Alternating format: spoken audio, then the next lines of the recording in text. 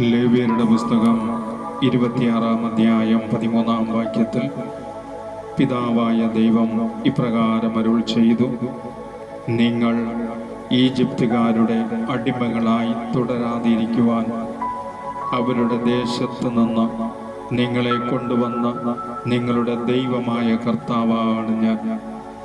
നിങ്ങൾ നിവർന്ന് നടക്കേണ്ടതിന് നിങ്ങളുടെ നുകത്തിൻ്റെ കെട്ടുകൾ ഞാൻ പൊട്ടിച്ചു.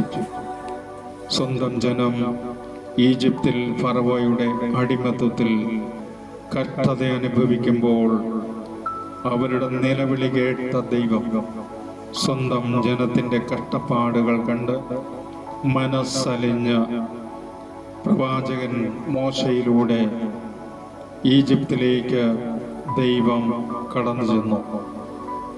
ദൈവം അവിടുത്തെ ശക്തി മോശയിലൂടെ പ്രകടമാക്കി. ഈജിപ്തിൽ ഫറവോയുടെ അടിമത്വത്തിൽ നിന്നും അടിമച്ചങ്ങലകൾ തകർത്തുകൊണ്ട് ദൈവം തൻ്റെ ജനത്തെ മോശയിലൂടെ മോചിപ്പിച്ച് വാഗ്ദാനമായ കാനാൻ ദേശത്തേക്ക് യാത്രയായി.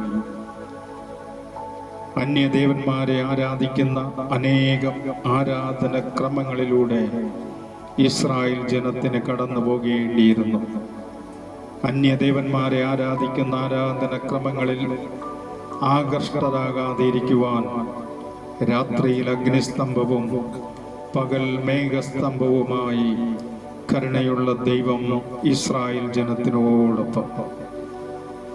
സ്വന്തം മക്കൾ തിരുസന്നിധിയിൽ നിന്ന് അകന്നു പോകുന്നത് കാണാൻ ആഗ്രഹിക്കാത്ത ദൈവം ഇന്നും നമുക്ക് രാത്രിയിൽ അഗ്നിസ്തംഭവും പകൽ മേഘസ്തംഭവുമായി നമ്മോടൊപ്പമായിരിക്കുന്ന കർത്താവായ ദൈവത്തിൽ നിന്നും അകന്നു പോകാതെ ആ ദൈവത്തിന് നന്ദിയും സ്തുതിയും ആരാധനയും അർപ്പിച്ചുകൊണ്ട് നമ്മുടെ എല്ലാ അടിമത്തത്തിൻ്റെ ചങ്ങലകൾ തകർക്കുന്ന ദൈവത്തിൻ്റെ ശക്തിയിൽ ആശ്രയിച്ചുകൊണ്ട് ഈ ലോകത്തിൽ ജീവിക്കുക. ഒന്നാം പ്രമാണ ലംഘനം നടത്താതെ ഇരിക്കുക. കർത്താവായ ദൈവം പറഞ്ഞു, ഞാനല്ലാതെ മറ്റൊരു ദൈവവും നിനക്കുണ്ടാകരുത്. പ്രിയ ദൈവജനമേ, ദൈവത്തെ മഹത്വപ്പെടുത്തുക. ദൈവമാണ് സർവശക്തൻ.